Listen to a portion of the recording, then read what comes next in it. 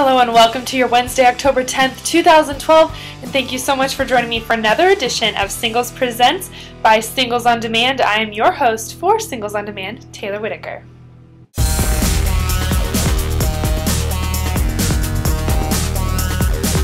So normally I would be coming to you today on Wednesday to deliver you some hilarious outtakes or, parts and bits or whole interviews from really fun people that I got to talk to while doing the show. But in honor of our countdown to the Halloween costume ball with the Vogue Theater on October 27th, I am going to have a little sidetrack here and talk a little bit about what horror movies have taught me about dating. Number 1. Know your educational background and be able to recall all of your past residences. Demand that your parents tell you anything abnormal or strange that happened while you were growing up and going to these different schools and living in these different areas. And demand that your boyfriend do the same thing with his parents. If you find out that you lived on a street called Elm, forego ever dating anyone from your hometown because you will be doomed from the beginning. Number 2. Don't bring your boyfriend over while you're babysitting. Leave him alone. If you survive the night and all the horrific events that are about to ensue, then you'll have him to run back to. There's no reason to increase a body count unnecessarily. Number 3. If you and your significant other are running from a masked man in the woods, which, sidetrack here for a second, P.S., the woods are not romantic. If you and your guy have to get away for a little bit from the group for some alone time, don't go into the woods. Don't go into the dark, unlit woods. Go to a car, park under a light, lock your doors, and put the key in the ignition for a quick getaway. Anyways, back on point. The scenario, you guys are running from a mass killer in the woods.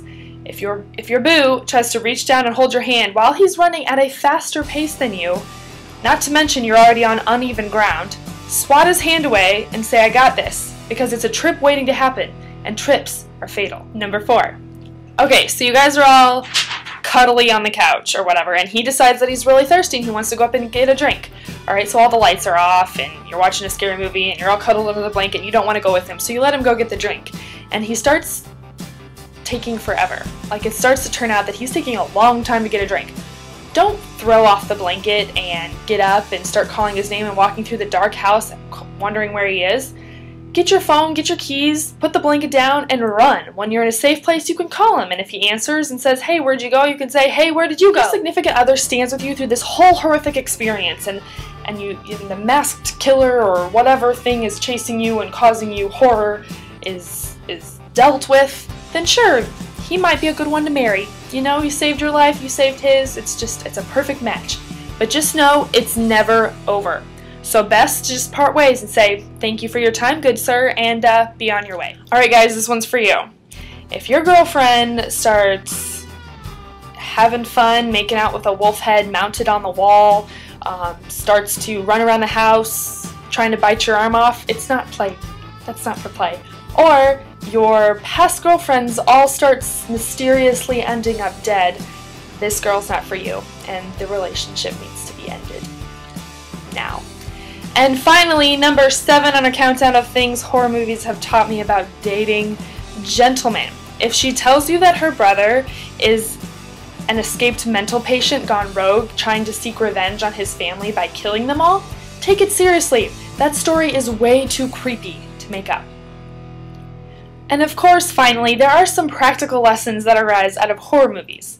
Like, know where you're going. It's called a GPS. Or MapQuest, or just a general sense of direction, and keep your gas tank full. It's called a well-lit gas station. Next, dress comfortably. Looking fierce, hot, and sexy in your heels and your little dress. There's a time and a place for that, but not when you're running for your life. Remember that? Running for your life. Falling is fatal. Now, I know I've been pretty much saying that having a boyfriend or a friend or a significant other around while you're trying to thwart the bad guy is kind of bad, but it also has its perks. Buddy system can really help in times of needing to live. And finally, horror movies have taught me that being resourceful and observant is a good thing. So if you're with someone, looking out for that unusual behavior can actually help save your life.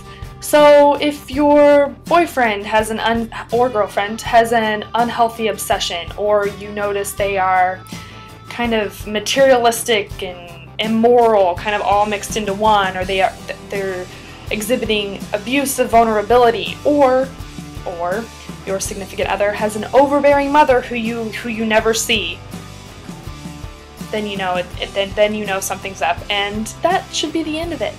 So until next time, you guys, check us out every Wednesday here on Facebook for our Singles Present vlog, and don't forget on October 27th to be at the Vogue for the Halloween costume ball. There are prizes for best, worst, and least costume, and drink specials all night long, so we'll see you there. Ciao!